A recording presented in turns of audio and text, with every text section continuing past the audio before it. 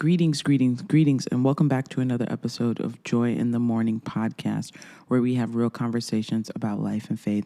I am honestly so grateful, so thankful that you've decided to tune in for this episode of Joy in the Morning. If it is your first time listening, welcome. If this is not your first time, welcome back. I am glad that you are here, and I'm really excited for today's episode. The guest we have is literally amazing. He's my friend Gabe Lopez. We go to church together. We met a few years back when him and his wife started coming and joined on staff together. We met a few years ago, and he's just been such a blessing, him and his wife, to my life, such encouragement. And I just cannot wait for you to hear his story, to hear his faith journey, and his heart behind who he is and what he does. And honestly, when I say a blessing, it is truly a blessing to know them and for him to be here on the episode. So we're going to dive in. Before we do, this is the end of season 2. Cheers. We are taking a break for a couple weeks, and then we'll be back for season 3 of Joy in the Morning podcast August 2nd. So mark your calendars. August 2nd is the start date for season 3 of Joy in the Morning podcast. And we have some incredible guests lined up and just some incredible conversations that I can't wait to have. And so please make sure that you are following on Spotify, on Apple Podcasts, whatever your listening platform is, so that you can be notified the moment the new episode drops for season 3. You're not going to want to miss it. We're going to continue with weekly drops. So every Friday, 7 a.m., new episodes will come out starting on August 2nd. So take a little break, go back, listen to an episode maybe that you missed or something that you've been blessed by. And again, a big thank you to everyone that has been listening, everyone that's been tapped into this. It has been such a blessing to me, and I pray it has equally been the same blessing to you. But let's dive into today's episode, because it is full of so much goodness, so many just nuggets of wisdom, and just such incredible story and vulnerability. So let's go. Well, greetings. Welcome. Hello. Would you want me to say something? Yeah. Oh, no. I don't know if we're going to do like an introduction. No. I usually do the intro welcome after. To the Joy in the Morning but greetings. podcast. Welcome to Joy in the Morning. We have a great guest. Hello. The wonderful, the creative, when I think of you, like you're such a passionate person, which I love. Thank you. The passionate. I'm trying to think of other ways to describe you. We can leave it there. That's great. Thank you. It's good to be here. No, I'm really excited. We have my friend Gabe here. Gabe Lopez, wonderful guy. Just wonderful. I remember I hadn't even met you yet, but I think I've told you this like many times. I don't know yet. I just saw you and your wife, and I was like, these people are cool, and like I want to know them. Mm-hmm. But you're just so authentic, which I love, and Thank you very much. Yeah, happy to be here. Thank you for the invite. No, thank you. I'm honored. Yeah, when you text me, I was like, what? Yeah. I'm going to be on Joy in the Morning, season 2. Let's go. No, I had thought about it for a while, and then I was just nervous, to be honest. Mm-hmm. I was like, I don't know. What if he says no? Then I was like, oh, God, and so I was with Christine, and I was like, I think I'm going to ask Gabe to be on the podcast. And she was like, oh, let's go. That's going to be great. And I was like, yeah, I just have to ask him. And I was like, I'm going to do it now, now that you're with me. And yeah, I'm thrilled, honestly thrilled to have you here for you to share. I think it's going to be a great time. Thanks. So yeah, just tell us who you are, what you do, sure. And we'll start there. Yeah. Yeah. Well, there's a lot weighing on who I am and what I do, because that's gonna set our course for our conversation. So I don't know what I should say. Hello, I'm Gabe Lopez. I am a believer. I'm an artist, a musician. I am, I don't know, a lover of a lot of, how do I answer this? Things, I guess. I love pizza. I love that's why we're friends. a coffee shop. Yeah. I love picture books. Yeah, the church. I love, my wife and my son and my dog. Yeah, but I don't know. That's, I guess I use the word love, I guess, in a real way, because those are all, I guess, a bunch of objects and things and people that I choose on a daily basis to give my all into and love. So, yeah. And I love your show. Oh, thanks. So I choose to. Bless. Whenever there's an episode, I usually listen. Yeah. The week of. I don't know. I guess that's like an overall who I am. Oh, I guess, yeah. I'm a helper. A helper. I say love that a lot. I'm you a are. helper. Yeah. It's in my bio. And I do say it a lot. I'm passionate about. Yeah. I like that. I like that description. Yeah. That is also very, very true to who you are. I've never seen someone ask you for help and you say no. Like, you're always like, what can I do? And I love that. And I identify with that a lot. And I think more and more as the world changes, that's hard to find in people. Mm-hmm. A lot of people look for what they can take. Mm-hmm. And I love that you're always looking to see what you can give and what you can add to wherever you are, whatever atmosphere you're in. But yeah, that's great. That's great. And everything that you named, I feel like is just such a part of who you are. So accurate. Anytime someone's like, who are you? I'm like, I don't know who I am. I'm Joy. Help. No, but that's great. Yeah. You're great. You're a great person. We met here at church. And you originally came on as like a children's pastor, right?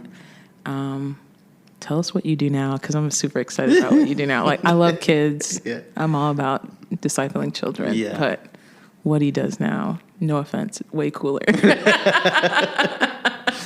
Thanks. Yeah, and it's fairly new. Yeah. The transition has just been a couple weeks old. But yeah, I came in a couple years ago over families and children. And now, I'm leading up our songwriting experience and system and effort, and just developing artists and songwriters who love our church in a good way. Yeah. And accurately.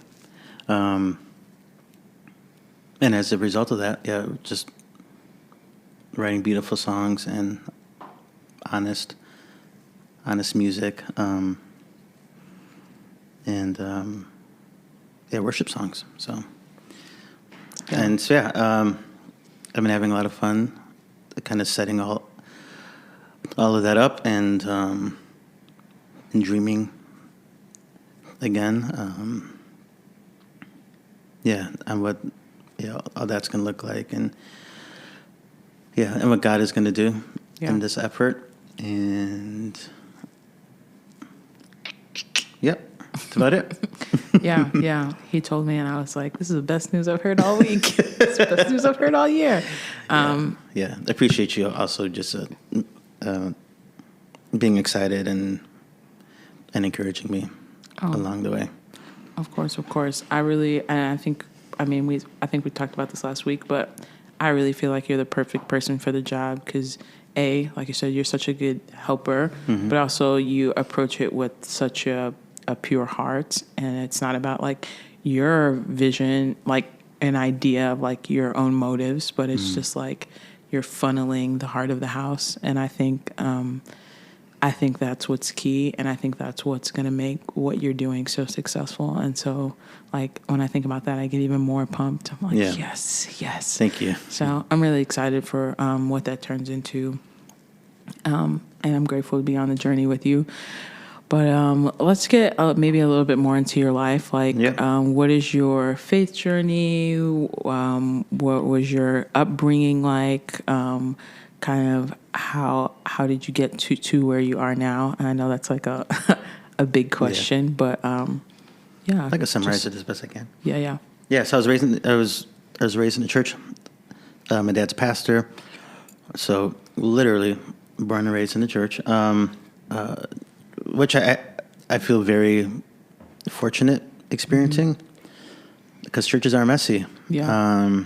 A lot of ups. For sure, but a lot of our downs are they can ruin people's lives, and I've seen that, and church hurt is hard, and I've experienced all that. However, I mean, as a result of that, I've learned over the years, watching my mom and dad, just experiencing the ugly in church, but how do I word this?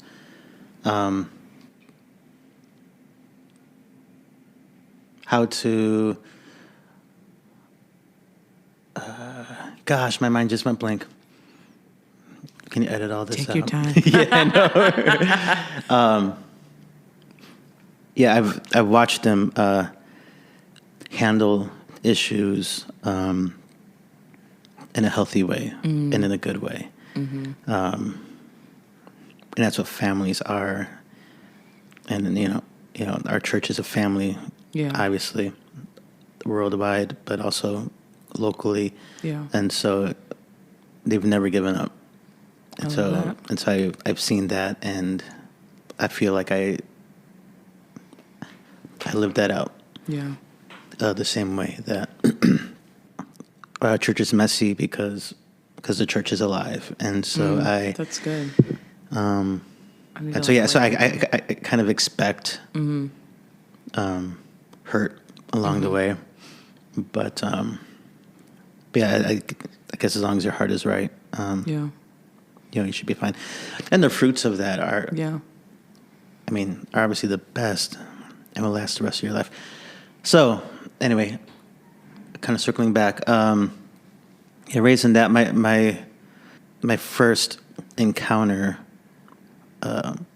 with the presence of God was I was as a child. We were at a church, it's like a family getaway, like a camp or whatever.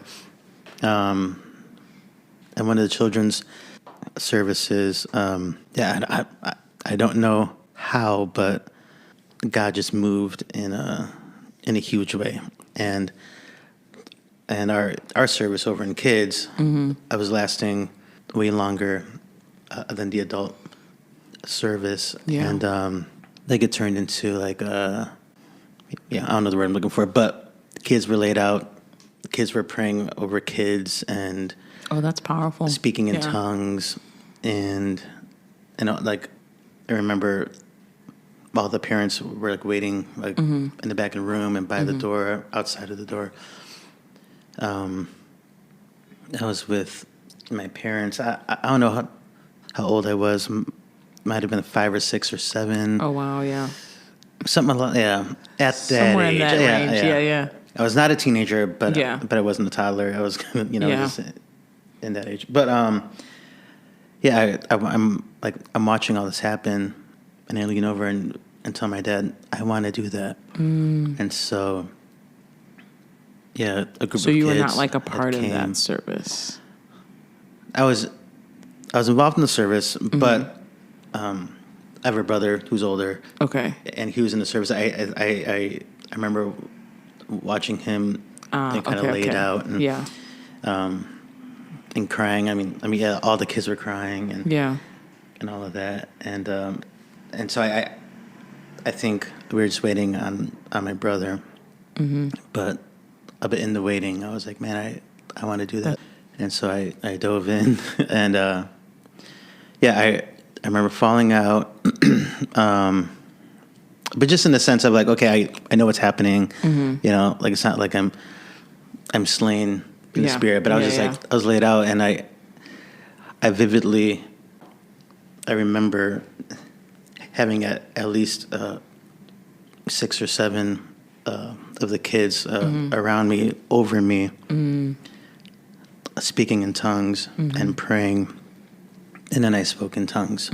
Wow. And, and then so after that, I mean, I fairly lived, I mean, I lived a fairly normal life. Yeah.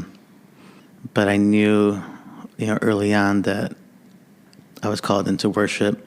And that encounter was, I was a little older, I think freshman, sophomore. And I was listening to the Passion One Day album. Yeah. Which is one of the best Passion albums out there.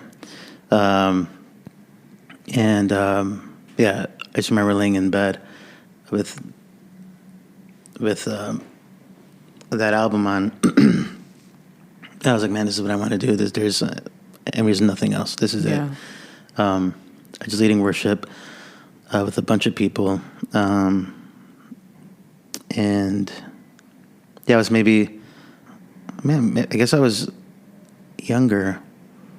Maybe, 11, 12. Not a teenager yet. Because I was leading worship in youth when I was like 13, 14 years old. And Wow. I knew at that time that I was... I was doing what I believed I was called for. And so, I guess maybe 8th grade. But, so after that, I wasn't allowed in youth or serving in youth until I was of age. And so it wasn't until I was 13 years old where my dad allowed me. And I have a picture of it as well. Like on my phone, I see it often. But as a teenager with my acoustic all big and a microphone in front of the sound hole. And like, I don't know, whenever I would lead, over the years, it's been just over my life. Like, whenever our church would have out like a guest, like a speaker, or like an evangelist or whatever, they would always just look at me and speak it over my life. So I was like, well, I guess this is what my calling is. That confirmation. It's been reassured, over and over again. So there's nothing else. I mean, I was interested in music anyway, and art and painting, and so I dabbled in that and did all of that. Over the years, I was in rock bands as well. I mean, outside of the church, I made a lot of music with my friends and punk bands, metal bands, but it was always for the Lord. Yeah. And then I guess I mean I didn't have like any other major encounter with God until I feel like this is worth mentioning, just in light of my faith and my journey and all that. But my next real encounter with God was when I separated from my wife, which was unfortunate. We had a child. Didn't expect it, obviously, but it was just kind of one of those like, well, I guess this is happening. We separated about 11. Well, it's been over a decade. 12, 13 years ago at this point. Okay. And so in that, like, in the process of healing, I remember a moment in my devos or worship or whatever,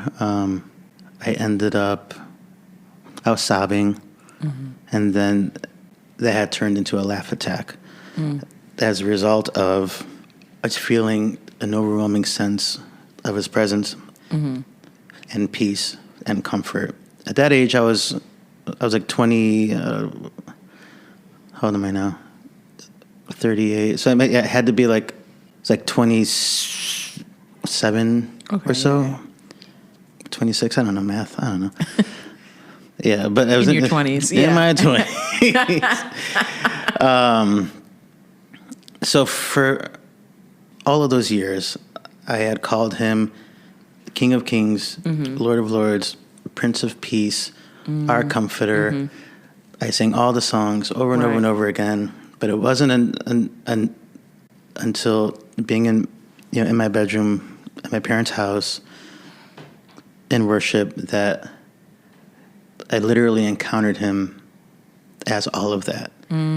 So like calling him Prince of Peace, I believe it. Yeah. But I don't think you had experienced him. Really experienced it until that moment, and I was literally curled up in a ball on the floor, just laughing like, this is insane. Yeah. And literally, like, had no words. It was kind of just like, I like, man, you're literally who you say you are. Yeah. And that had like shifted my life as a worshiper ever since, for the better. And and so I guess like nothing has changed. I mean, I'm still making music and art and worshiping him. And when I had made my move into City Church as a children's pastor, that was a risk as well, because I was like, I don't know, because I'm a worship pastor. That's kind of just what I do. But then in all of that, I did realize that, like, I think that it was a good experience, realizing that I think I was more of a worship leader as a children's pastor than I ever was on a Sunday morning or Wednesday night. Because like for a child, you're literally laying out a solid foundation of faith. Yeah, that's true. Who God is, and I think that as a result of that, like leading a life or them living a life of worship, knowing who God is, even just like his basic attributes and characteristics. And so I did that for a couple of years, and I don't know when to end. I guess I'm here now on Joy in the Morning podcast. But, I don't know. Then you were here. Yeah, life is a big, it's a big, like, I don't know where to take it. How to say it. There are a couple of things that you said that I guess I want to kind of like dig into. I always think about, like, no matter how old you are, young, old, but like when you were younger and you had that, like, that big encounter with God, like when the first one you had when you were a kid, it's like when you have those encounters, you personally feel like different, like inside of who you are, heart and mind. It's like, you know that you're changed, but then, like, you know, when you go back to your everyday life and you just go back to your routine, did it feel weird to like, I guess maybe as a kid it kind of is less contrast you're weird because I don't know, as a kid, not that you don't have control of your life, but you have much more of a steady routine, but like knowing that, like, you're different, that you're marked, that you're like set apart, and that you now know, like, this is what I want to do with my life. How did you translate that into everyday life, and like how did your parents help you steward that? Like, and did that make it easier? There's a lot of questions all in one. Did it make it easier to be a pastor's kid and know that you also want to do ministry?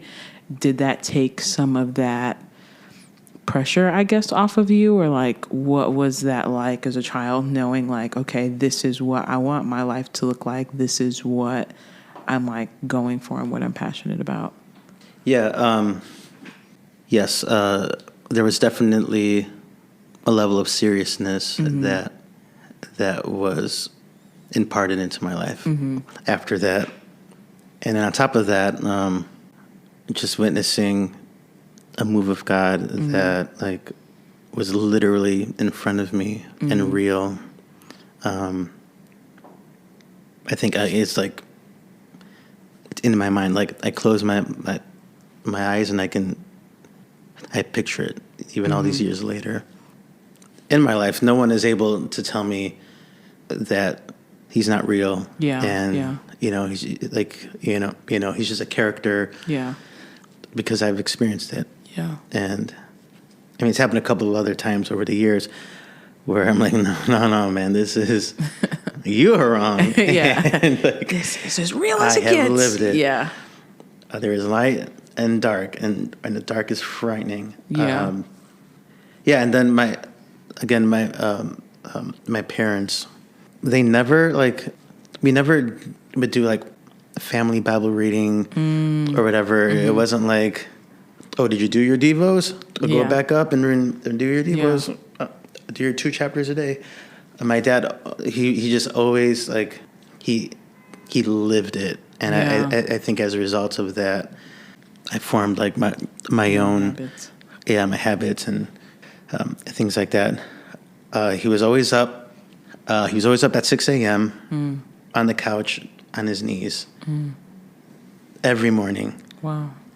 My whole entire life. Wow. And so many mornings I would wake up and just hear him praying.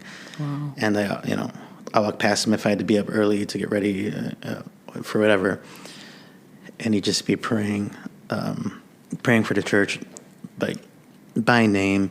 And it was his life. It was just one of those like non-negotiables. I say non-negotiables, and now I just think of the bear. Oh, that's all I think about now. Non-negotiables.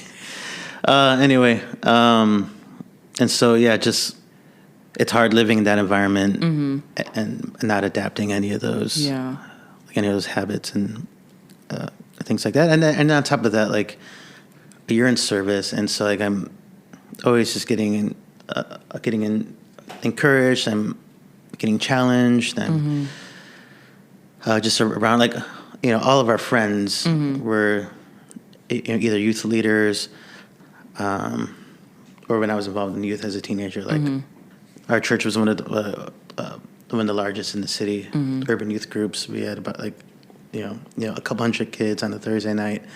And so had a bunch of friends, and all of them were in the same life journey and learning, but also were faithful. And so, I don't know, I was just around it. It was my life. And so I didn't have any like religious rules or guidelines. It was just life. And so it's kind of just easy to, I shouldn't say easy. What's the word I actually use? It was organic. It was natural that, I should read my Bible every day. I should pray. Yeah. Not just over our food, but actually for each other and all of that. And so I believe, as a result of that, I've had my battle with sin, but I was never into hard, the drugs or alcohol or whatever. I never experienced any of that, but I've experienced all of the effects of alcohol and drugs, which was enough to keep me away. Yeah, you're like, I don't want to do that. Yeah, even as an adult, I'm like, I'm just okay. Because I've seen it ruin many marriages and take many lives. Yeah, I've overheard conversations when my dad was counseling or whatever. I was like, it's just enough to be like, I'm okay. Yeah. It for sure is not a need. So I'm like, I don't want. I'm okay to go without down it. that road. I'll take orange juice. Or chocolate milk. I'll take I mean, orange juice is full of sugars. I don't know. It's kind of yeah. I don't know. Yeah. I'll take the sugar. Take it for what instead. it is. Yeah. What I'm saying. Yeah. But I think that answered your question. Yeah. What you said reminded me of the phrase. I'm sure it's said in a lot of other places, but I hear it in church all the time. It's like, it's not taught, it's caught. Yes. And I think it's easier to, how can I say this? I guess live a more effectively live out your faith when you catch it. Then we, by nature as humans, will duplicate what we see.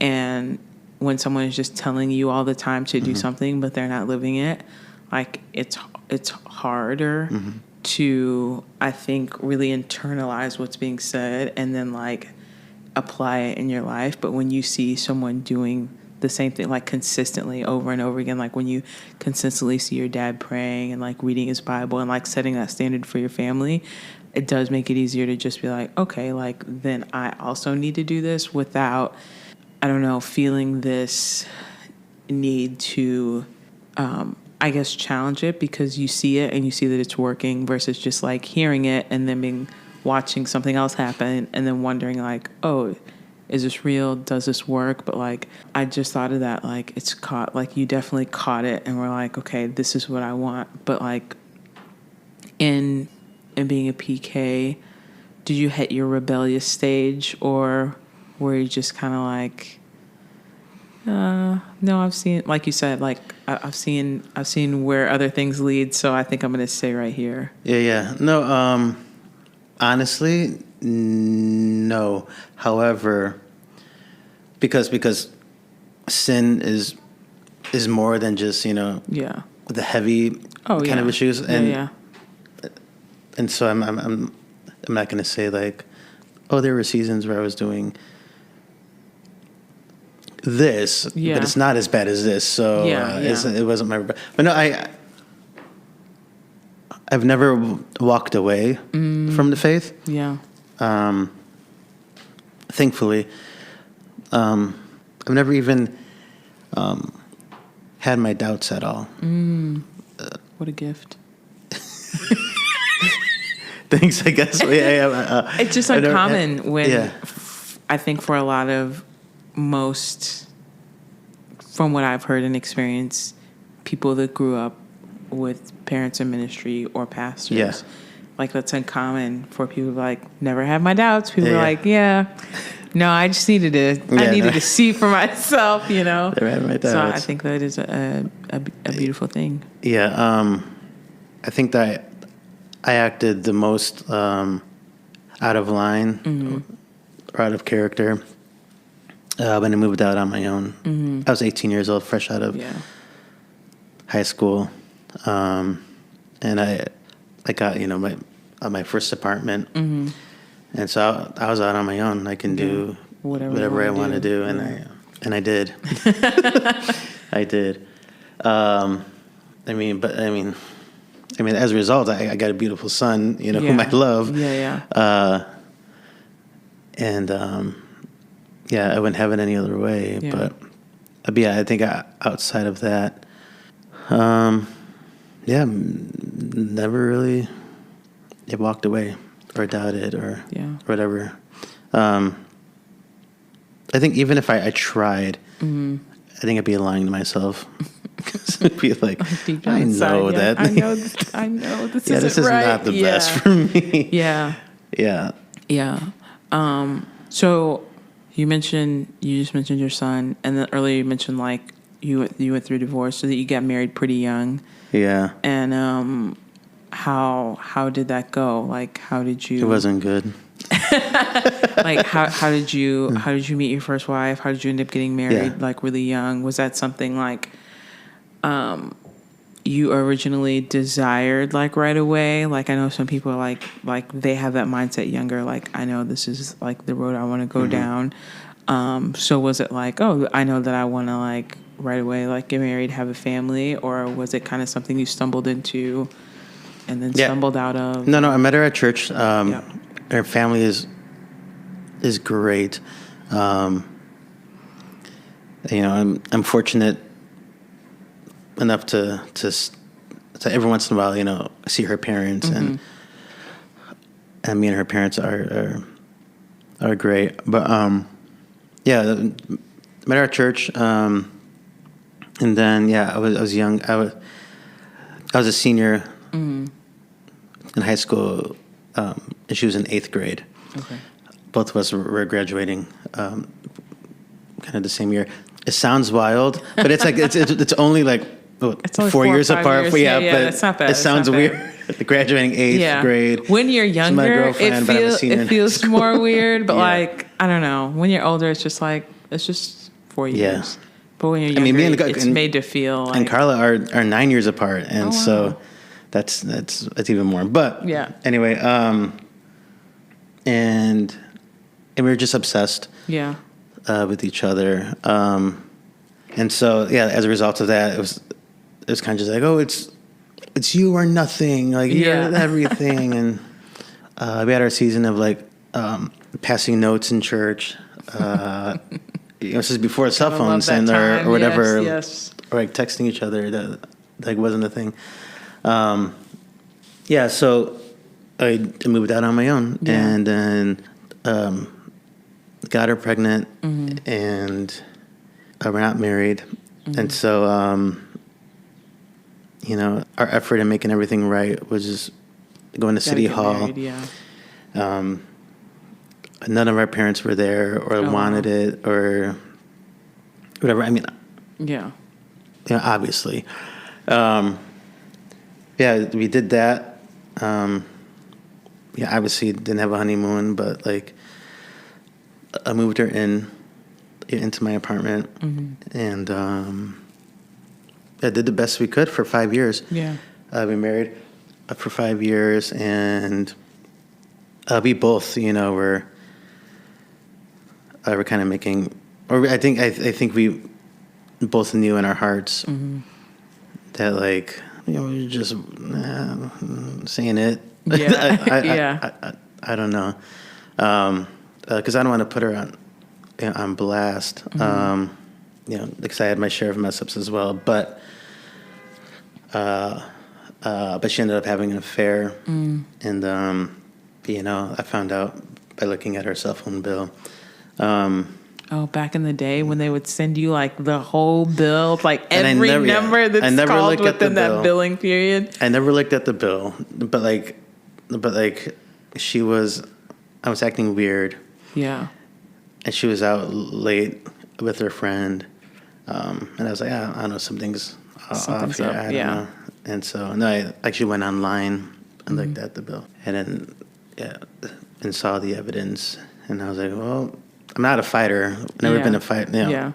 And I never really raised my voice either. And so when I asked her if this is what she was doing, our son was 5 at the time, she said yes, admitted, and it wasn't only once, it was a couple of times. And so like after hearing a couple of times, all right, I was like, well, I'm up, and so like I just got up and left, and and then when a couple of days had passed, and we had told our pastor, he asked us, or asked me if I'm willing to reconcile. Me just being who I am, I'm like, sure, let's just let's just have a conversation.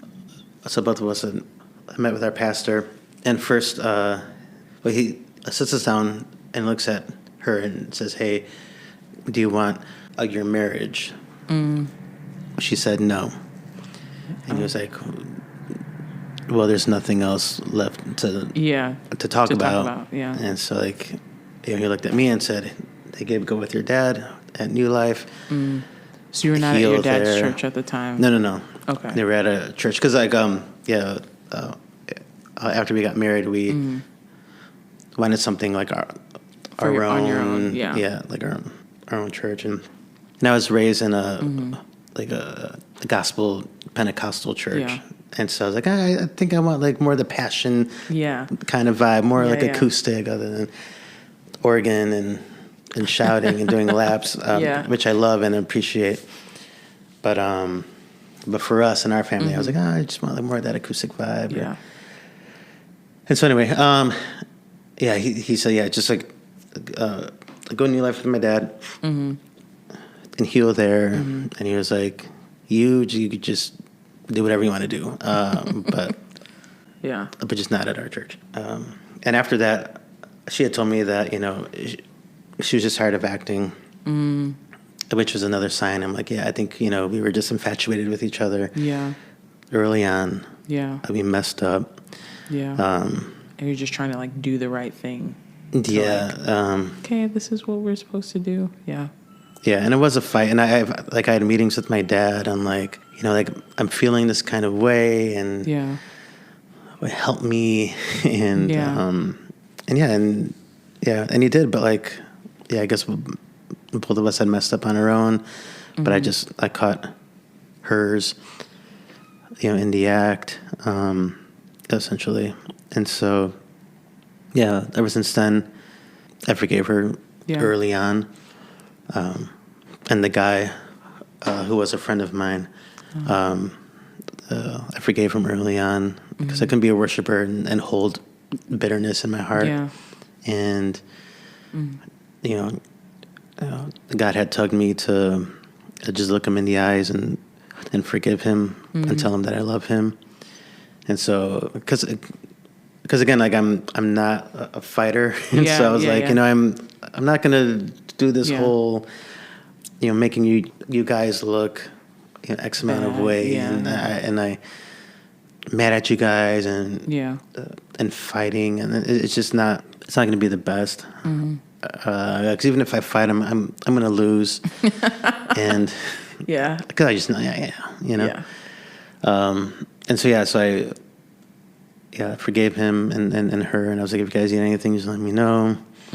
And I think as a result of that, my son, he lived a decent life, or is living a decent life, and had never had like crazy, like this wild and out, acting out thing, and we figured it out. Yeah, again, that's a result of her, and I just just making the best kind of moves and decisions for his life, and so I was single after that for 5 years.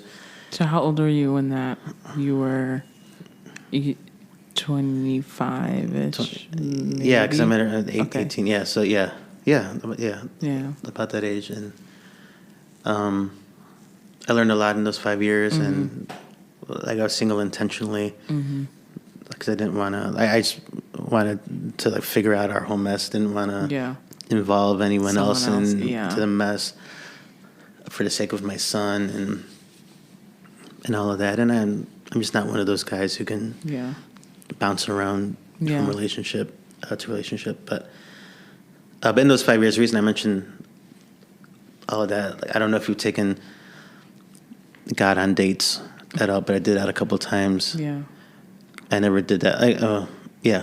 Ever. And even like ever since, but I intentionally would like put a date on the calendar and say, God, me and you are gonna go to the Buckingham Fountain and just like, sit and watch the fountain and talk and walk. And that was amazing. I never did that, but I literally, kind of like a crazy man, would just be sitting on the bench, just audibly talking. But it was like me and him, and I needed a couple of those dates. I did that a couple of times. I think of that. I forgot what your question was. I'm sorry. No, you're okay. Did I answer anything? I believe so. I may. Oh, the divorce is what you asked my about. Question. Yeah. Yeah, the divorce. Yeah. Sorry. Yeah, you talked about that. Oh, yeah. You asked me that. Yeah. Did that at all? Like, I feel like that's such a controversial thing. Like, people are like, God hates divorce. You should never. Yeah. So, like, I mean, like, biblically, like, right, you had just cause. But was that something that challenged your faith at all? Separation, or were you just kind of like, this has happened.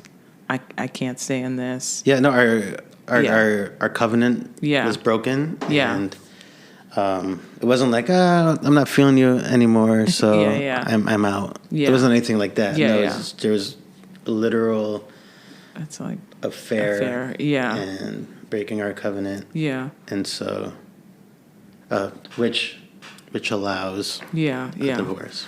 I just know sometimes some people are like, they're like, I need to try to make it work, and it's like, but no, it's okay. You don't have to keep doing this in this situation. So yeah, that's young though.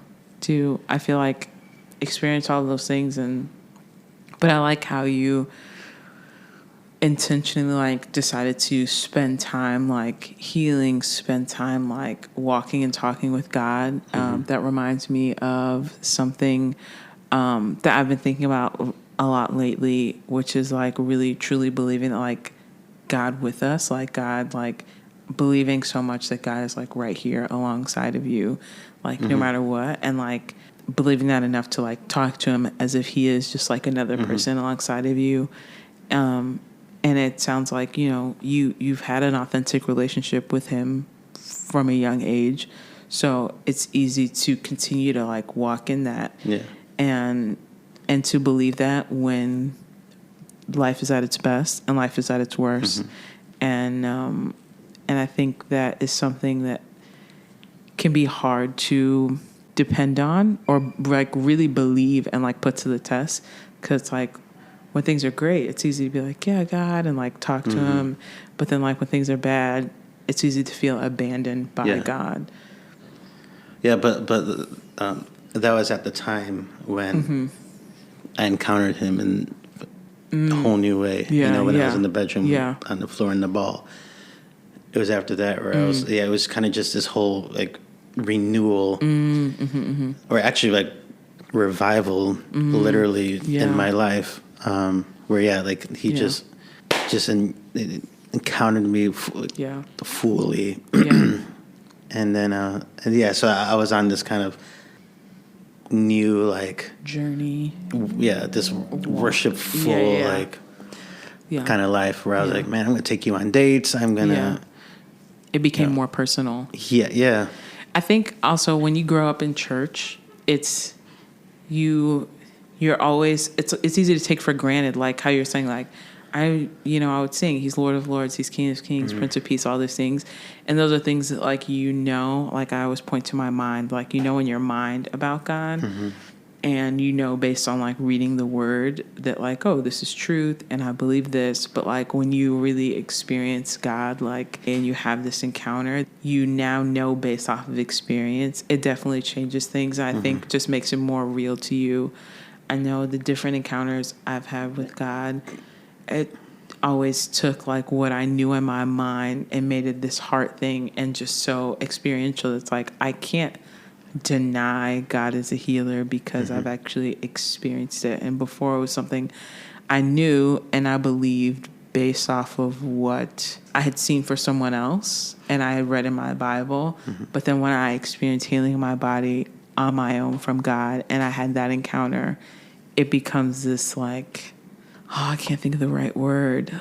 It just is like this, I don't know, it really is impressed in me. It's like, oh, this is now like something that I can live out experientially. And like you said, like there's no doubt in my mind. Like no one can tell me, like no one can tell me that God doesn't heal. No one can tell me that he's not real because of what I've experienced. And I believed it before, but now it's like so a part of who I am that I can't deny that. Yeah. Yeah, and I think a partial result of that is, I believe, just being in the right environment, which is why it's so important to have good like friends around you. Yeah, that's so good. And family around you. Yeah. Because I imagine, like, what if I got up after that conversation where like it was out in the open that hey, this is what happened, and I ran away and went to either by myself or went to a friend who who lives differently. I probably would have been encountered with a bottle of alcohol, or something to get my mind either numb or off of things. And thankfully that was not what happened. I ran to my parents' house, who just lived like 5 minutes away. I'm coming over. Coming home, Mom. Were you tempted to do those things, like isolate, like go by yourself? No. And I think part of that reason is because I just never experienced it. So I was never a person, a man of the night. I was never, just one of those, who experience anything other than just being home or at work or with my buddies or with that. Because I grew up in church, and so all of my friends, I was like, man, I'll see you Thursday at youth, or because I was a youth leader at that church. But actually, both of us were youth leaders, and I had a little worship at that church as well. And so, I mean, a lot of our friends were youth leaders, or or just involved in church. And so I was like, where would I go other than my parents' house? Because I called my dad anyway when I found out. And looked at the phone bill. Because I tell my dad everything, We're best friends, and he just has the best advice. So obviously. It's natural. I called him. He's like, okay, just calm down. We'll figure it out. I'll just talk to her. Amazing, And and so I ran there and crashed over there. So I don't think I had an opportunity to be tempted otherwise. This, like, you grew up in the community, so you're like used to the sense of community is just so a part of who you are and like how you flowed, which is also a gift. It is, because I grew up in church, right? Our family was always in church and serving, but like at home, and I think our individual lives were so independent and kind of like isolated that like the idea of community, I didn't realize I didn't know how to be in community or understand it until I was older.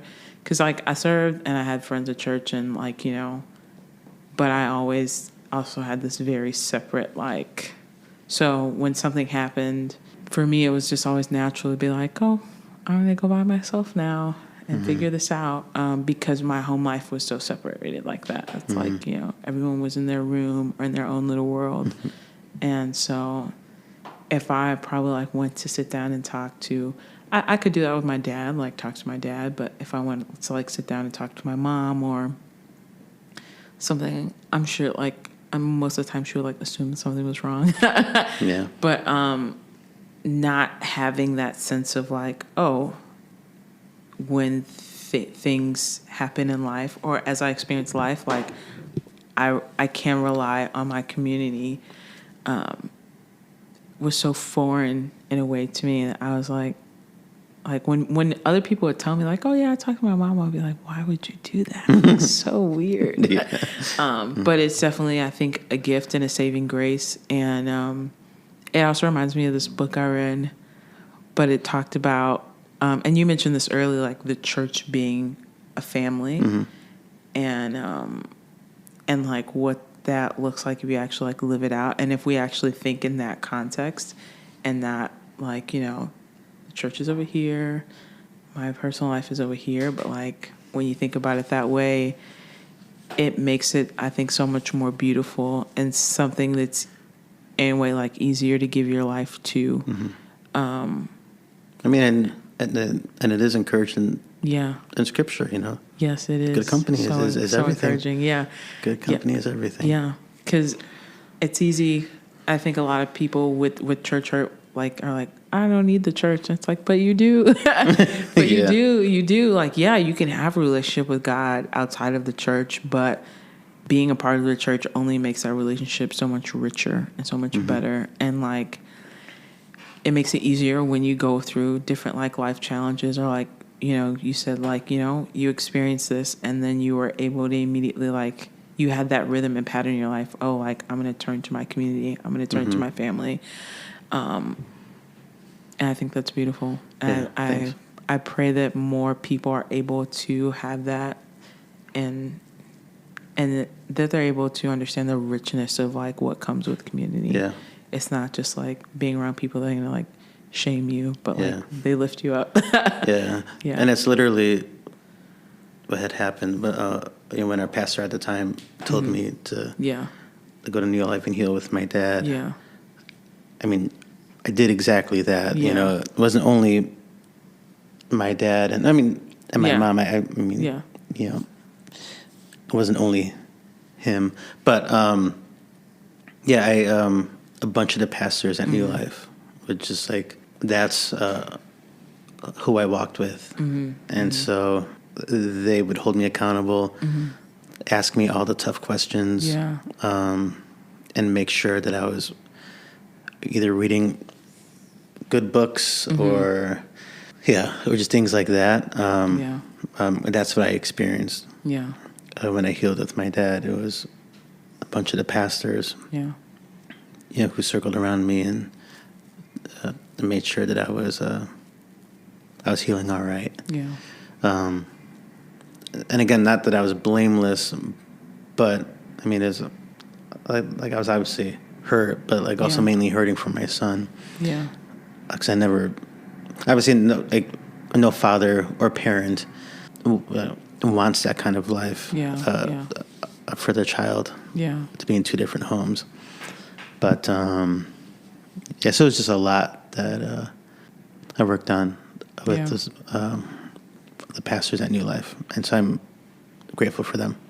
Wonderful. But anyway, did you know that after that, was it like a journey, or did you know after that like you wanted to have a family again, you wanted to be married again, or how did that work for you? It wasn't a plan, but like in my singleness, I think I knew early on, I was a barista, at the time, but I met my now wife when I was a barista, and so I think everyone, they have like somewhat like of a checklist. Not that I hold everyone to a checklist, but I remember telling my sister that like, she checks like every box and and more. But it's been 7 years married with her, and we've yet to have a child of our own, but we have a family with my son, and who loves her very much, and calls her mom, and honors her and respects her. Yeah. And so, I mean, we have a family, but it's a conversation, having more kids, what that looks like, and it is a want, and obviously I love the idea of children and all of that, and I just live in a family that we are close and tight, and so our family is healthy. And so, like, family is everything. Yeah. So, just really quick, going back, you said it wasn't the plan, but was it like you met her, she met all the, I don't want to just say, like, she checked off everything on the list, so you're like, yes, but, like, as you got to know her, was it like, did it occur to you, like, oh, like, I do want to be, like, married again? Yeah. Or was it just, like... Yeah, no, it was, because that's, because, like I said, I'm not the kind of guy that like dates around. Yeah. And so, I waited until I met her, and like that's when I like really like pursued, and even though she friend zoned me hard in the beginning for like half a year. Oh no. I was kind of like, it's all good because I'm not in a rush, but also like I know there's nobody else, so so call me dude and and bro, all you want, like it's okay. I'm gonna win the long game. I'm chilling, yeah, and she appreciated it, because it wasn't like I wasn't giving her like the creepy. Thirsty kind of. What's your number? I've had a friend like that. It's not fun. It's not fun. It's never gonna. It's creepy. Yeah, it's uncomfortable. It's creepy, guys. If you're doing that, please stop. Don't do that, guys. Please don't do that. Be respectful. Goes a long way. Go for a long way. Yeah, but I knew like when our first hangout in person. Mm-hmm. When we were sharing our dreams, like in life. Yeah. I was into picture books, and she had a dream of doing music for children. Yeah. I was like, well, this is great, because I outside of all the churchiness. Yeah. Because like she was a worship leader and a drummer at her church. That was all amazing, but like outside of that, her dreams outside of the church, mm-hmm. I was like, wow, that's, it just falls right in line. Yeah. So. Yeah. That's amazing. I feel like I always say this. There are some people who, like, you see them together and you just are like, they belong. Like, I can't imagine. I have a couple of friends like that where I'm just like, I can't imagine, like, in any world, you with someone else. And, I feel that way about you and Carla. Thank like you guys just like perfect puzzle piece. Yeah. Like I could not imagine that not being a thing. Like, thanks. I feel like the universe would break. And so that's beautiful. It's very clear that you guys like belong together. I think I would agree with you only in light of, we do everything side by side. Yeah. Like it's a miracle. Like she's not in this room as I'm having this conversation with you because we work at the same place. Yeah. Watch all the same shows. Yeah. Side by side. It's a rare that like I watch anything without her. Our hours are obviously all the same. Mm-hmm. Our gigs outside of this are as a unit. And so literally, like all of our friends are the same. Mm-hmm. But like we never get like we're not like exhausted of each other. Yeah, yeah. And people even ask me like man, I don't know how you guys do it. I'm like, I don't know how either. But it's been like over 7 years of being side by side with each other, and like our dreams are the same, friends are the same, work is the same, our life is the same. Like it's just weird. You only want weird. More. Yeah, I don't know that I'm also a gift. But it is. I think it is, and that is kind of rare. Mm-hmm. But again, I think that's beautiful, because I think deep down that's like what people want, is that type of intimacy and like closeness where you can like consistently be with someone and do everything together and not grow tired or like exhausted. Because some people, like, they say that's what they want, then they get it and they're like, oh no, please give me my time. So it's a beautiful thing. That's really beautiful. But I do our only difference in daily routine is that I'm up at 5 a.m. Mm-hmm. She's up at 7 a.m. And that's the only 2 hours difference. Apart. That's my 2 hours. And that's when I read into my depots. Yeah. And so we do have that. I love that. Switching gears just a little bit. So your journey with worship leading, you said you started at a young age. You were a teenager, like young teenager. 13, 14, started leading worship. Worship was, I'm sure, already a big part of your life before that. How did you struggle having the confidence to do that, like with your speech impediment? Did you struggle like really diving into that world, like knowing that's something you wanted to do, but knowing that you have something that kind of like challenges that for you? How was that? No, that's a good question. So singing's not an issue. Yeah.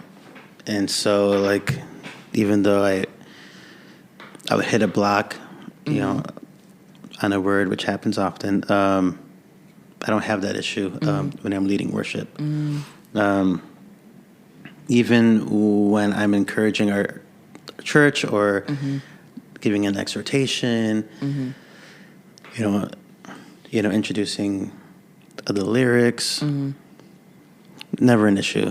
And fortunately, it's something that like I enjoy, and what I call, you know, my serve for the church. I can do it and feel the weight of the responsibility, but also the ease of doing it, or the confidence of doing it. But anything outside of that, no, the confidence kind of just goes like, and so, I'm not the guy who's going to be giving a teaching or any sermons, even though, like, I mean, I wish I could. I mean, I would if I could, but because I'm comfortable, like, obviously, like, I'm comfortable in front of people, because most of my life has been in front of people. But but I don't know. I think I've learned over the years to just embrace a speech impediment, because I think I would have an ego issue. It's like, God's like, let's keep him humble. Let's keep him humble. I can do it all. And so, like, oh, you want a sermon? I could do that. Oh, you want a teaching on this? I could do that. Knock it out the park. Oh, you think I could do this? I can do that. And so, I mean, so like, honestly, I don't really say a lot. Yeah.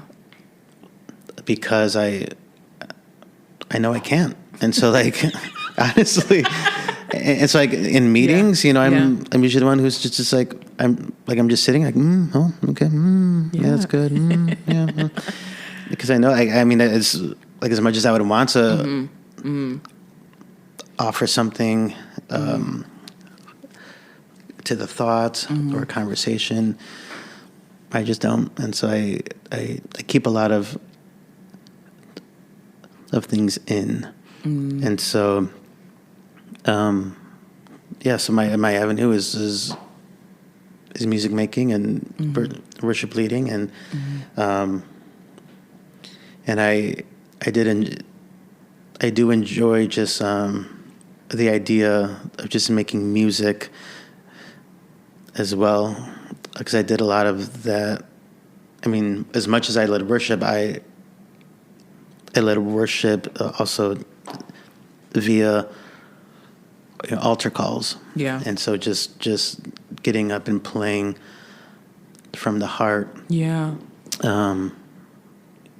Something where words were not necessary. Yeah. I've learned to kind of say a bunch, or lead in a way that's just musically driven.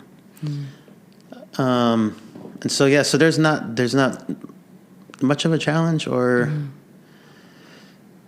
a confidence like issue in light of my speech impediment and worship. It was that way starting out as well. It was that way starting out as well, where you're just like, oh, like, this is fine. Yeah. Even though, I mean, even now, I'm not the most confident vocally, because I've never called myself a singer, but I knew my calling and responsibility, and I knew obedience was necessary. Wow. And so I was like, you can you hate the way I sing, but like I'm kind of just got to do this, and it's kind of just who I am, and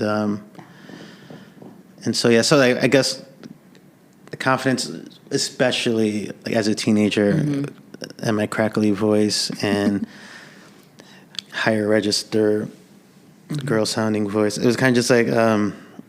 I wasn't the most confident. I mean, I'm fine. I mean, as an adult, it kind of just is what it is. I mean, that's kind of just who I am. But, I mean, especially like in a gospel environment, where like everyone is riffing and roughing around you, and I'm like, open the eyes of my heart, Lord. I kind of, I'm sorry, but this is what I got to do. Someone gets up, ooh. Yeah, you know, right? We love you, Jesus. Yeah, let me help you out. Let me help you out real quick. Open. Oh man, yeah. Did that ever produce a sense of envy in you of people that could just verbally express themselves well, or were you just like, okay? Oh, talking, just yeah, absolutely, 100. How do you keep that in 100%. check? Good question. I don't think I've ever thought of that. Man. Envy can really turn you without you knowing. Envy is like I guess a harsh word. Other than thinking like, oh man, it'd be nice if I could do that. Yeah, or like just a discontent, discontentment, just being like, oh. Well, I guess. I mean, I never felt lesser than. It was because I have a speech impediment, but what does this other person have that I don't? And so I think everyone has a part of their life that's kind of like, oh, I wish I could do this, or I wish I was. It could be a confidence thing. It can be being afraid of being in front of people. A lot of it was like, oh man, I wish I could make music like that. Man, I wish I can do the piano like how you do, or I wish I could make an album and you have like 1 million of them. I wish I could do that. I wish I had this. And so I think that there's an element of that that I guess kind of just I think about, and I'm like, oh man, I'm thankful. I know I'm blessed. I know that I'm doing what I should be doing. Yeah. And so let's say like I was amazing at talking or giving presentations or whatever. Yeah. I wonder if I wouldn't be making music. Yeah. What if I was capable of giving like sermons? What if I was a preacher and not a worship leader or like a and just I don't anything else like a TV personality, an actor, because because I think it'd be awesome to be an actor, but I know I can. That's not one of the things that's off the table. Yeah. For me, but I wonder if my tongue and my brain are jacked up, but my hands and my heart are totally fine. Yeah. And I think it's I don't know, like a ramble, but I that's an interesting thought. I like how you are like, I wonder, and this could be, but I know what I am capable of, and just like doubling down on what you're called to, instead of like, yes, there's always that element of what if life was like this, but like doubling down on like, but I know that this is what I'm called to. I think that's a good way to stay grounded and to know that like, oh, this is what I have and what I am capable of. It makes me think of a long time ago, my worship pastor you know, my brother, he plays the drums and he plays the bass. He's an incredible musician. I stumbled into music. It was like, I need to stay out of trouble. I'll learn how to play the guitar. And so my ear is not as gifted as his. And so like for something that he could like, you can be like, can you play this? You know, give him a couple times and he can do it. Me, I'm like, I need to spend a week with the song and figure it out. I struggle with feeling like I'm not accomplished enough as like a musician. But like feeling like there is a part of my life that is called to be a part of worship. But I'm like, how can I do that if I have terrible musicianship? Yeah. And it wasn't that it was terrible, but she put the idea to me one day of like, you know, the parable of like the talents. And she's like, some people that have like a 10 talent gift and like your brother may have a 10 talent gift and like some people have a 5 talent gift. And like, you know, you may have a 1 talent gift, but like, what are you going to do with that? Are you going to bury it? And I was like, oh, I don't know. But it so challenged me. But I thought of that when you were saying, because you're like, okay, but this is what I do have. Like, this is the talent gift that I do have. And instead of just being like, oh, well, I wonder if I would love to do that, or I wonder what life would be like with that. You don't just like bury what you do have, but like you keep investing into that and producing something with that. And I remember her saying that to me was like a game changer. And over the years, I've continued to think about that and like develop that. And then like when I see people that like maybe are a little discouraged because they're like, I'm not like this guy. And like sometimes I still do that. Like I look at other musicians and I'm like, I wish I had that ear, like, or I could just be that quick on my feet with like notes. And then I'm like, but I know what I am capable of, and I know how I am able to worship with what I have, and I no longer let that be a reason for me to like not invest that. And so I like that you also in a way kind of take that approach of like, you know, it'd be great to do this, and this, but like this is what I do have, and I'm going to keep sowing into that. Because then I think that is also a good way to just like keep going and not let that be an excuse to kind of like tone yourself down and be like, oh, well, I can't do this like this guy. So, because especially when you're in a gospel like church, when you have someone that can like run up and down every note, sometimes it's like, well, here I am with my guitar. I'll be... We just let that guy do it. But I love that you're just like, no, I'm going to step up to the plate with what I do have. Because a lot of people, and even myself, like in seasons, I've given myself the permission to let that be something that keeps me back and be like, no, I deserve to be back here because I'm not this person. But I also think the more that I realize like who God has made me to be, that I've been able to be like, there's place for me and the person that can do all the runs or and I think I mean it's perfect what you're saying because I'm in full agreement. And I think for the past maybe decade of my life, I am in a season where I feel more of my calling is leading worship to my team, not necessarily our church at large. And so, and that's where like I've been in this whole like developing worship leader season in my life where I feel way more fulfilled watching others around me flourish in their calling and gifting better than I'm able. And so yeah, like I've been totally fine not being the person in front and you know that everyone has eyes on and and things like that. It's more leading from the background and leading worshipers, kind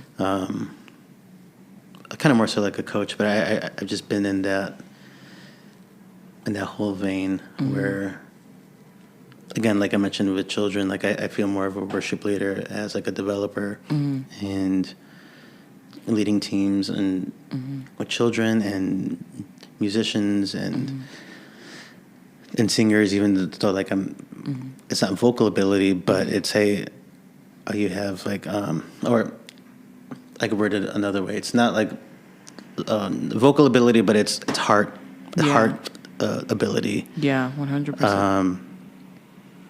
And making sure that that's all in line and good. Outside of, hey, like I've been leading for X amount of years, longer than you've been alive. Put me in front. I'm just not in the business of that at all. Yeah.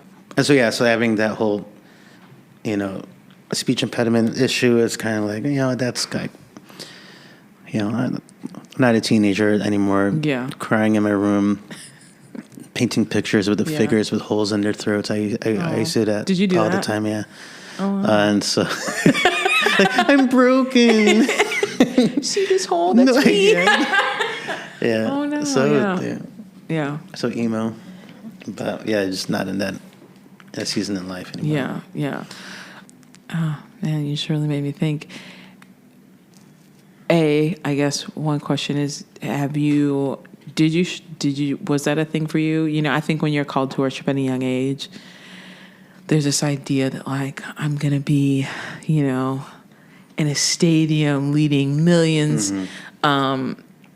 It's like how do you balance that, or like did you go through that where you're like, oh, this is what this means for me, that I'm gonna be this big worship leader and lead the multitudes? Or how did you get to the place where you are now where you're like, no, I'm okay like developing?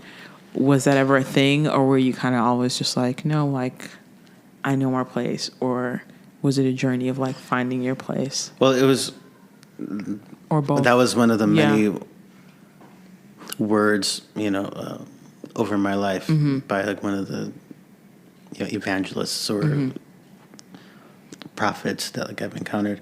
That like my voice would fill the hallways of arena. I think every worshiper has gotten that word out at one point of their life. But I never looked at that as a goal or like as an end all, or like I've achieved it once I've seen it. And so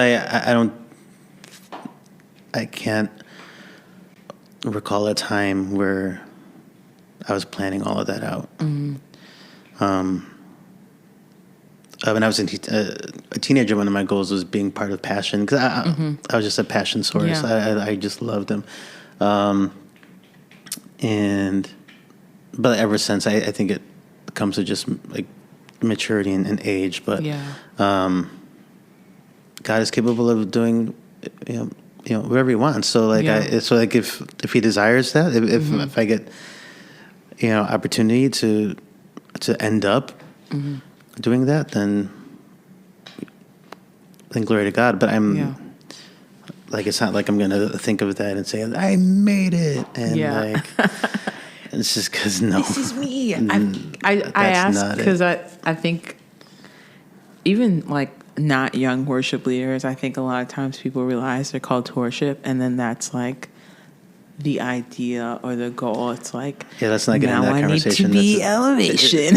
And it's like, it's going to be a 4-hour-long conversation if you go that route. And I won't go super into it, but I just like, that's the reason I asked, is because it's, like, especially if it's something you do from a young age, that's a lot of where naturally I think sometimes the mind goes. And like you said, you're like, oh, you looked up the Passion, so you dreamed of being there. But you never had this like, okay, now I need to plot my life to be, Gabe Lopez and the Worshipers. And I won't get into it because that would be a really long conversation. I do have a single, because it was like a realization in my life, and so that's kind of why I'll say this isn't like an opinion that I have that everyone has to hear, but was a number of years ago where like I just realized, the call of worship leadership I think is local. That's so good. More than anything, because like when you look at the Levites, when you look at the worshipers in Scripture, they were caring for the temple. That's so good. For the house. Yeah. Alone, they didn't go on nationwide. Yeah. Tours, or they weren't touring to every tribe. Leading worship. Buy tickets to every time they were selling tickets. That's so good. Yeah. They cared for the house. Yeah, that's so good. And so like you're called into worship leadership. You're caring for the house. You're called to write, make music, or set up the house. And so I never had an issue with being the worship leader, and I was for well over a decade at New Life. I was a worship leader who was the first one opening the doors, setting everything up. Yeah. I mean, kind of with a team, obviously, but I was that worship leader who would set up the drums for the drummer, the bass, for the bassist, and so everything was ready. Yeah. The house was ready. All lights were on, the chairs were on, the sound was on. I set up the sound, and so like I was ready to go when the team was walking in. Yeah. And I never had an issue with that. Yeah. Because I think it's a lower calling. As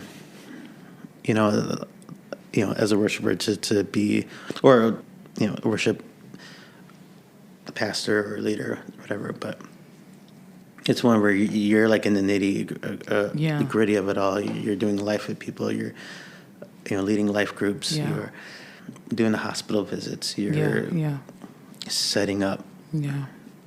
And that's all I'm going to say about that. Yeah.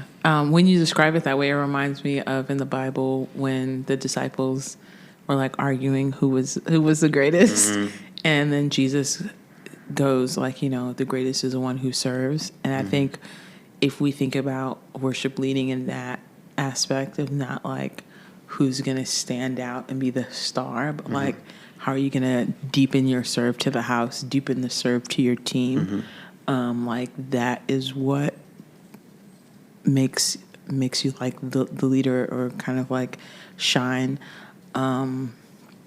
because all that develops your heart, and deepens, I think, that passion.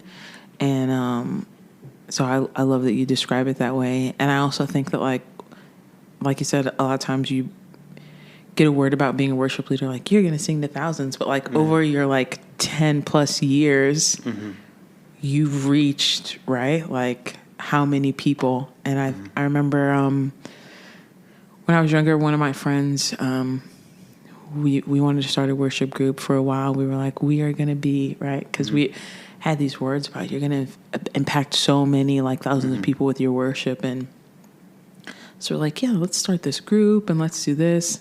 It obviously was not going anywhere and never went outside of the few practices that we had. Can I ask you what the name of that group was? I don't even remember, but if I remember correctly, there was a name. There was a name. I'll find it later and tell you. But I remember one time, me and my friend, we were sitting in his car. I think we're like eating donuts, and right. right on brand for me. And it's like 10 p.m. And I remember he turned and he went, and like it was a nice idea to me, but it was never like. I just knew based off of my lack of musicianship that it was never going to be like my thing. But I was like happy to be a part of anything like that, right? But he turned to me and he was like, I've already done what was spoken over me. Yeah. And for a second, like it didn't register to me, like what he was talking about. But then it did, and he was like, we go to a mega church. There are literally like thousands of people on a Sunday alone. And it was like, and I lead and I, whatever. And he's like, so I've already accomplished that. And he's like, I don't need, it was like this just, and I had never thought about it in that context because you immediately think like stadiums and and I was like, man, it's true. Like, and it was just this big revelatory moment for me because it's like, you don't need the stadiums to reach thousands. Like, we've already done it. And even if it wasn't a mega church, like even if it's just a church of like 200 or 300 people, you do that over years, that is thousands. And like how many people are impacted. Like to this day, I could be in a grocery store and someone would be like, oh, I know you used to play guitar at that church. Oh my God, what really? A blessing. And I'm like, praise the Lord. You're famous, Joy. I was 15. Like, I didn't know what I was doing, but like, I think it's so easy to discount what you give, or what you're producing in a time.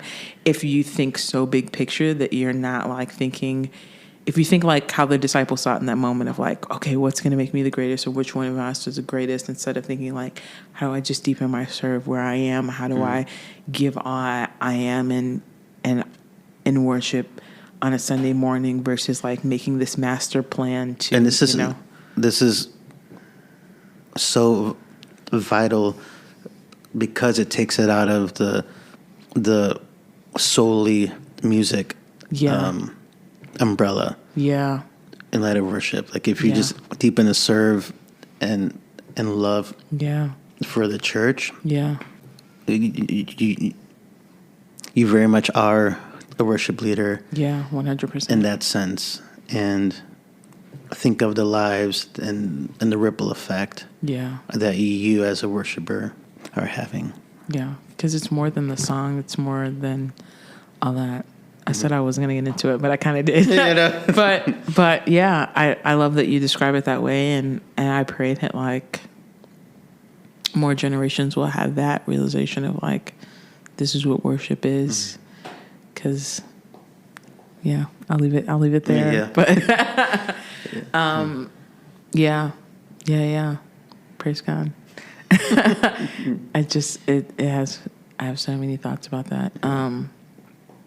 So, Gabe, the worship leader, what advice would you give? And I think even when they think about worship, like, sorry, I just had like another thought.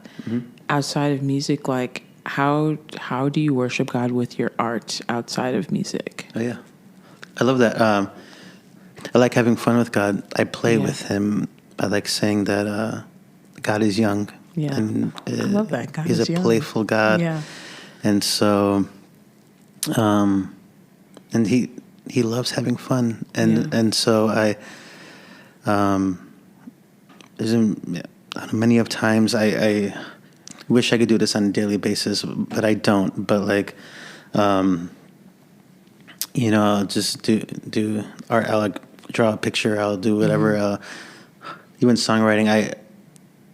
I love writing a lot of children's songs.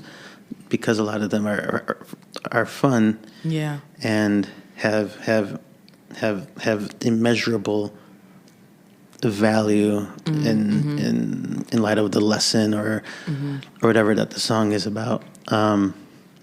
But as far as music, most of the time I carry a lot of my worshipful moments. I say that lightly as well, but like, but the worshipful moments in the middle of two songs, I think is where I think me and God like to dance or really engage in. But like, so I just use a song as a diving board. It's almost as if, okay, like, hurry up and I say that lightly, but like the verse and the chorus and the bridge, I just want to get to where it's my heart. Yeah, well, it's a free open moment, and you can. And that's where I live. Yeah. And that's why, like, I say like having fun with Him, because it could be a song on dancing like David danced or whatever. And then so I'll just like, I'll just hang out in that moment and just see like if there's any prompts inside of there, or, you know, I can kind of say whatever I want to say, you know, in light of that, you know, dance how Gabriel dances and, or whatever. And, but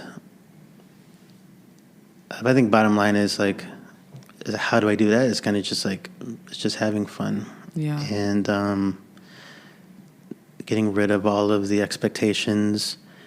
And the important thing in saying that God is young is that like you can never put a finger on him. Like you can't say like I'm going to sing this song. You know, and the church is going to dance, or I'm dancing, and that's how I know that God is moving.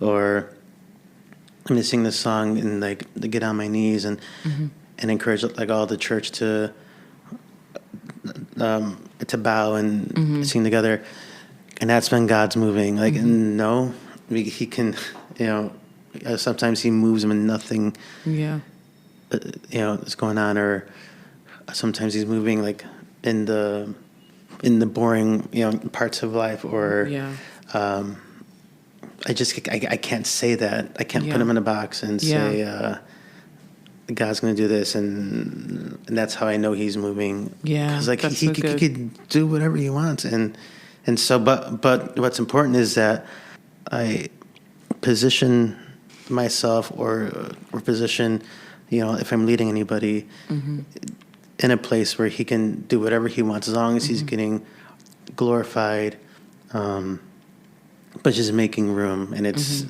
saying literally, Lord, have your way.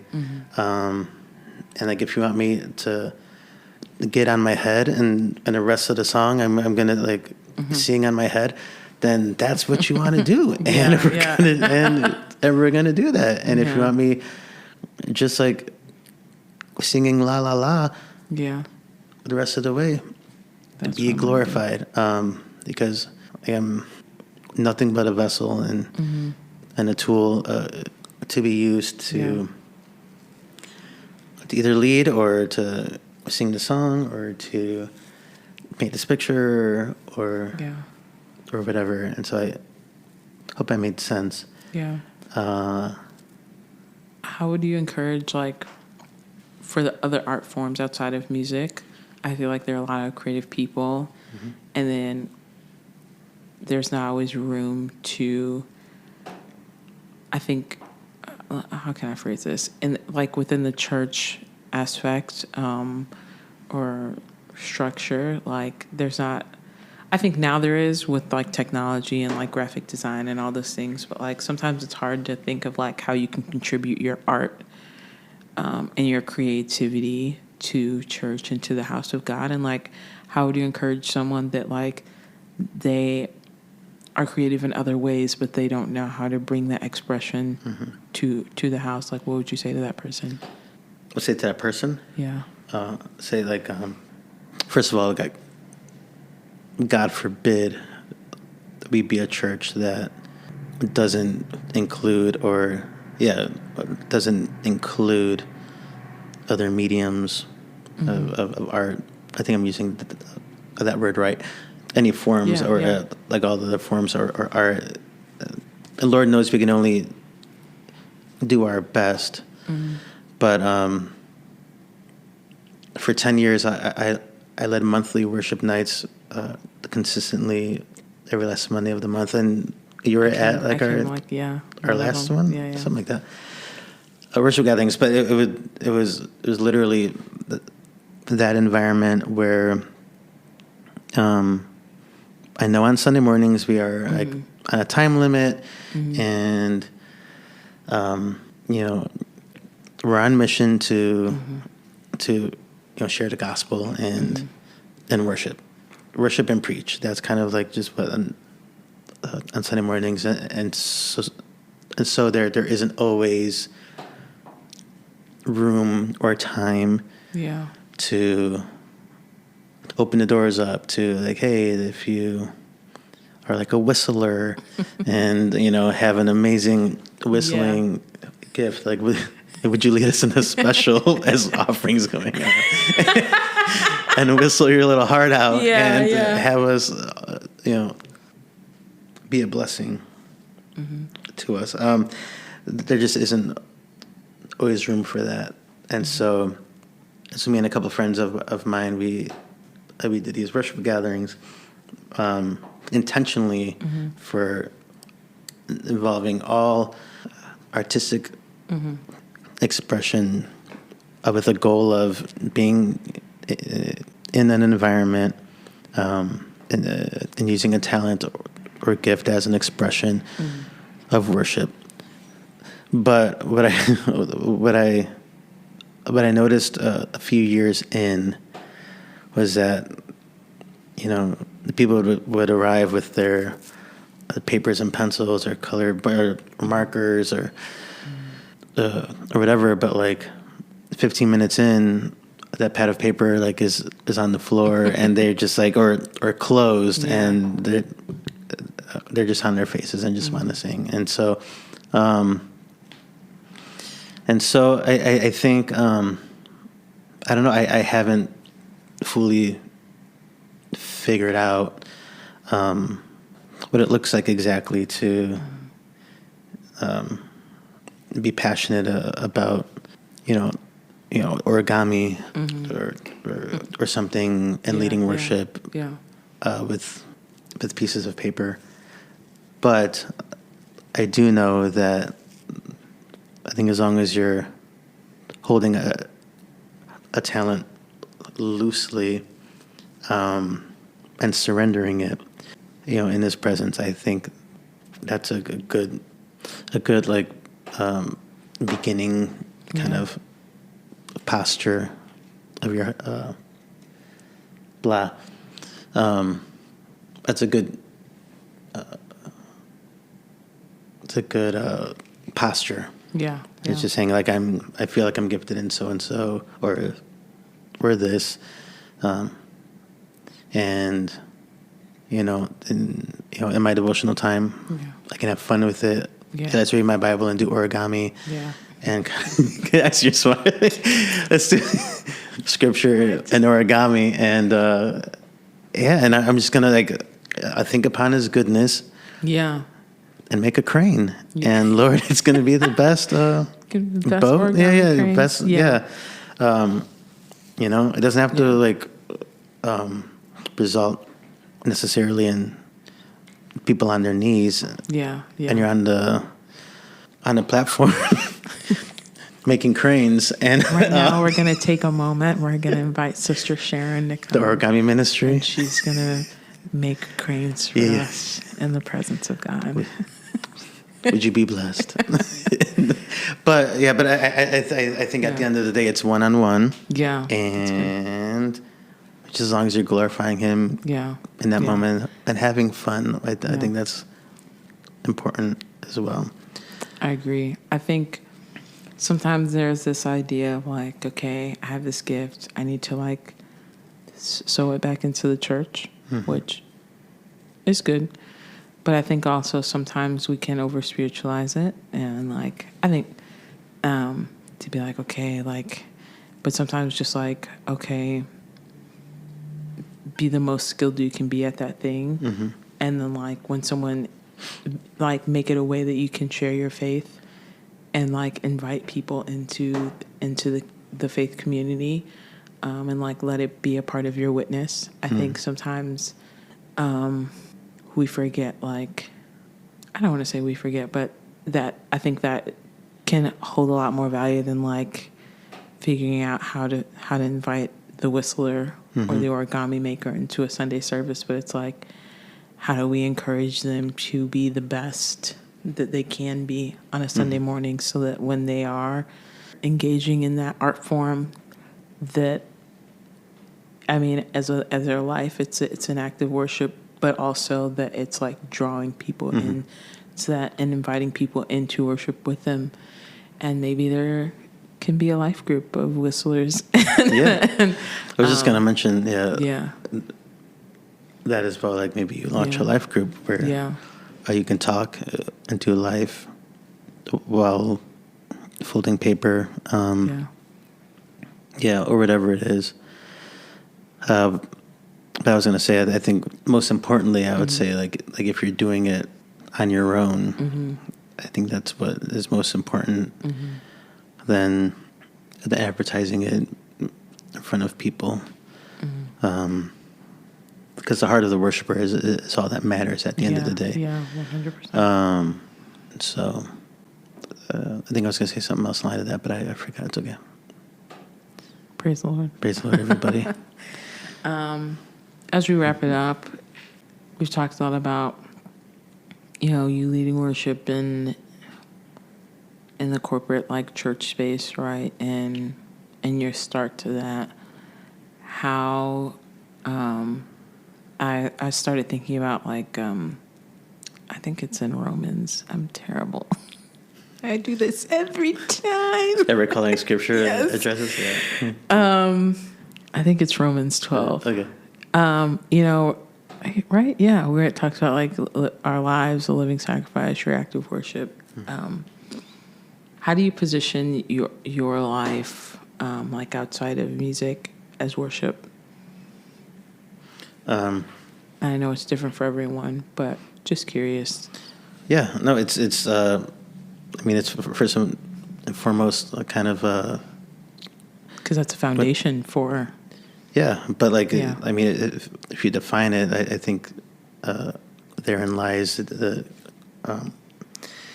answer, which is like worship is ascribing worth and value. I mean, it can be of anything, but in our life, it's God and recognizing His worth and value, and responding. In such a way that gives Him, all the glory and honor. But I just know that like God is valuable and His presence is valuable, and so how I love my wife, I think it gives Him glory. I think how I'm not exhausted of her and annoyed of her face. Being, being by me all day, every day, gives Him glory because like, I'm grateful for, and she's a gift, and it's precious. How I love my son, how I'm patient with him, and how I'm trying my best to raise him in such a way where already knows that God is real and to be worshipped and praised. How I love my friends, and how like all of my giftings are His, and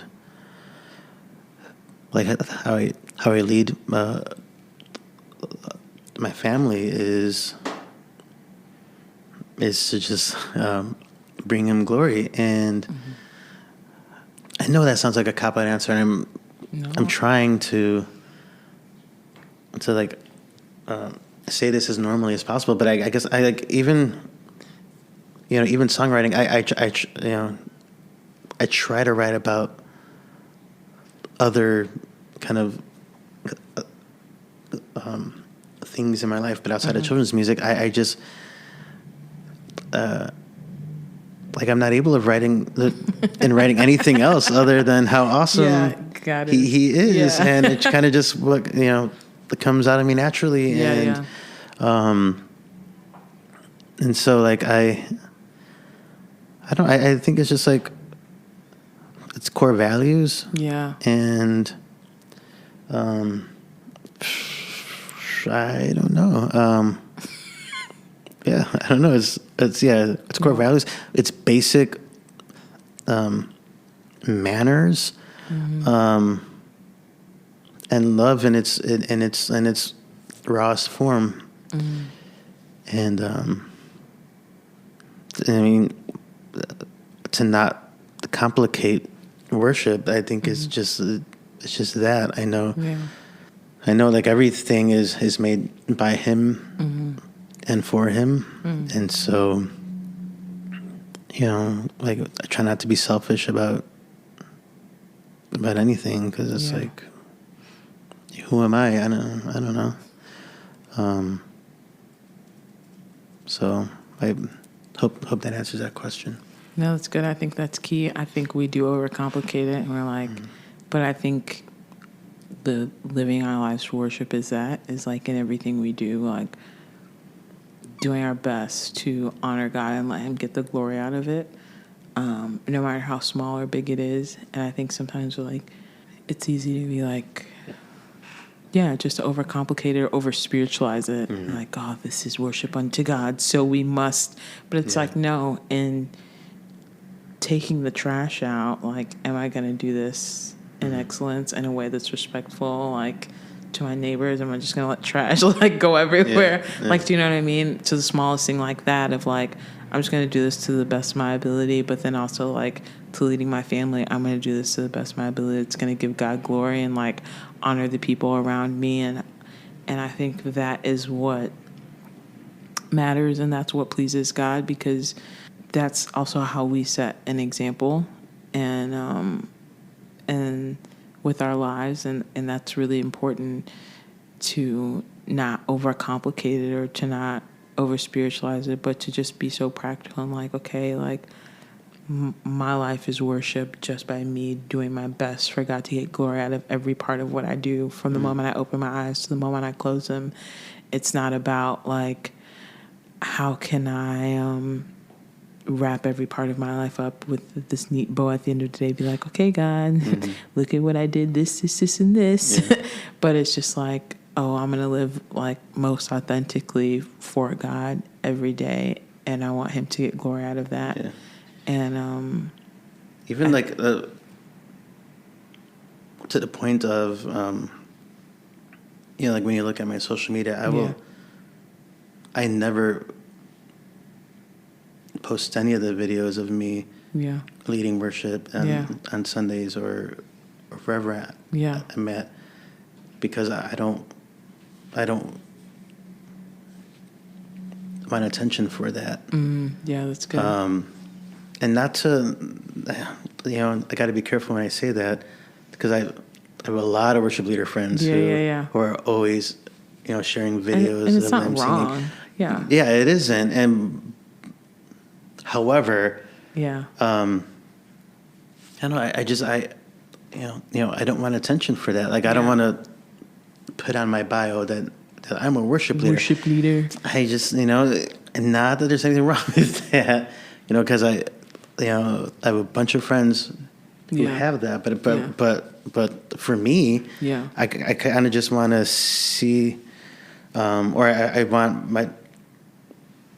my social media, and I know it's my social media, so that I can do whatever I want. But like, so my approach is kind of just like, it's just my life, and the music's a part of it, or art is a part of it, but I'm not gonna label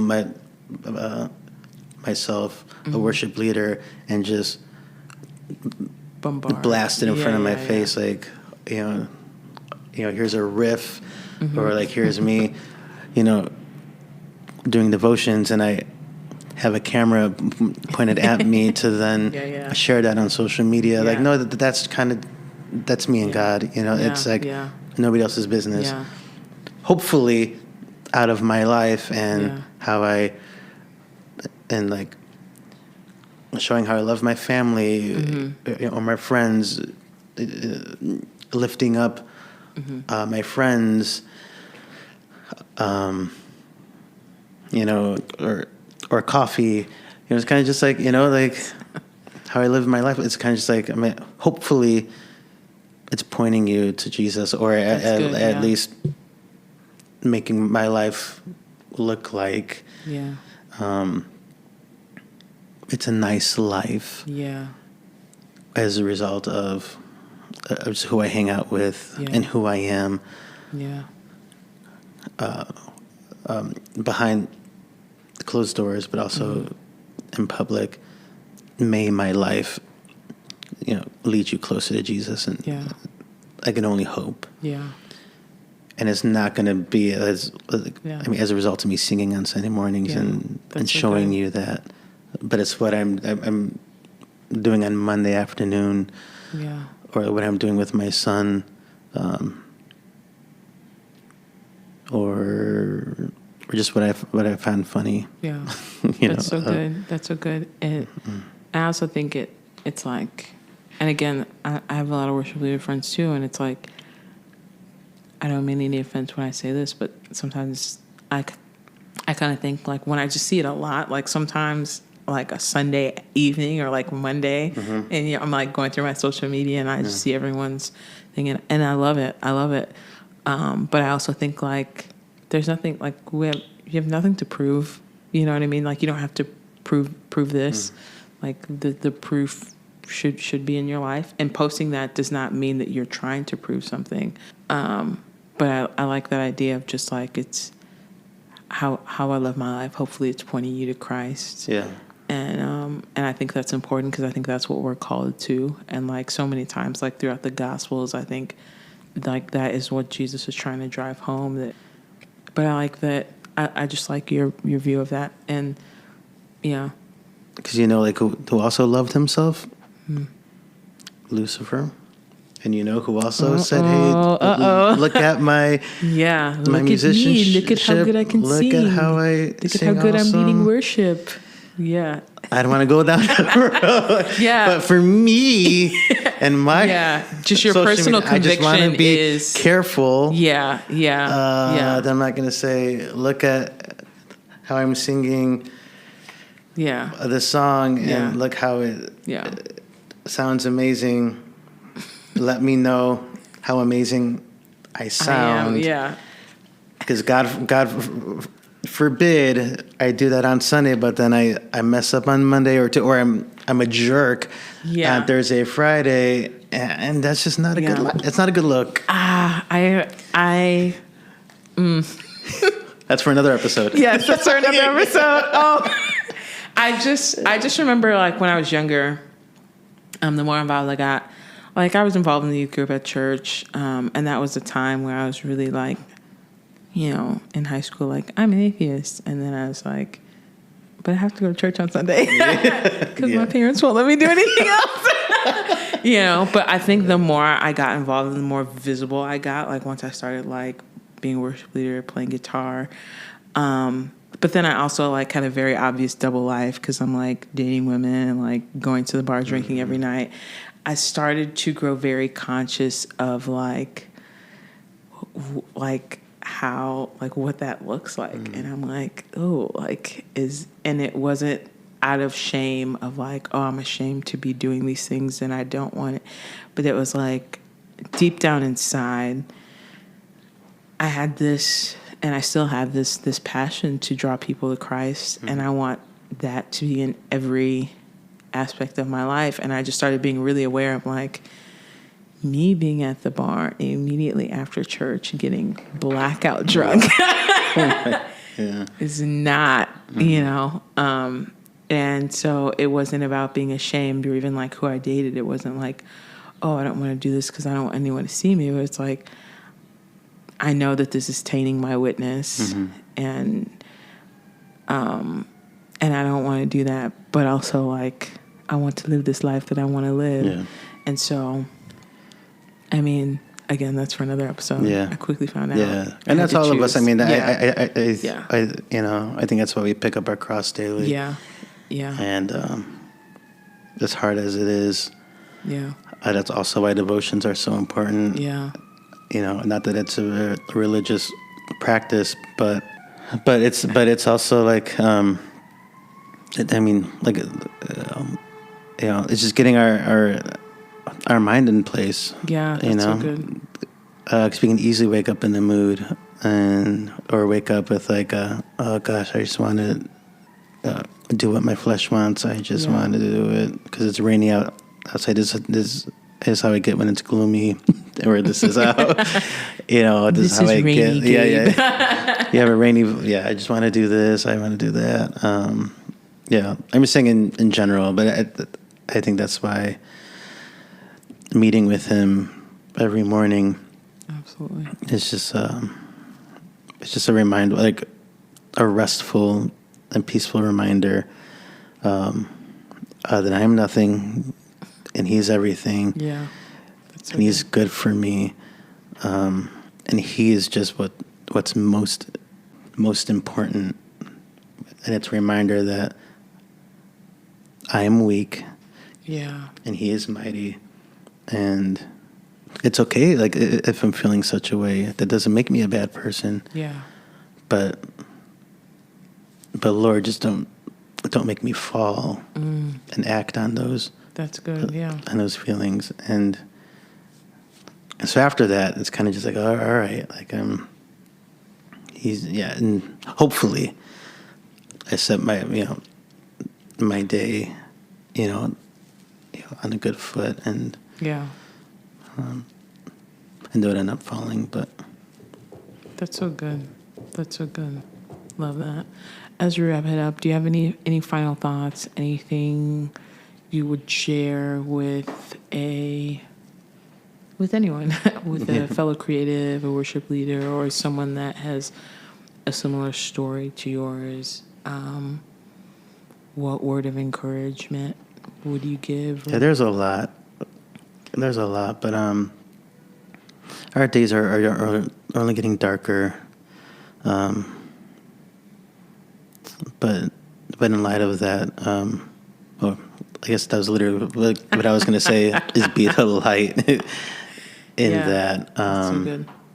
Yeah, don't be influenced in our day of influencership.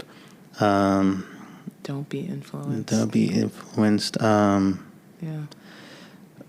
I mean, it's all just off the cuff. But like, I'm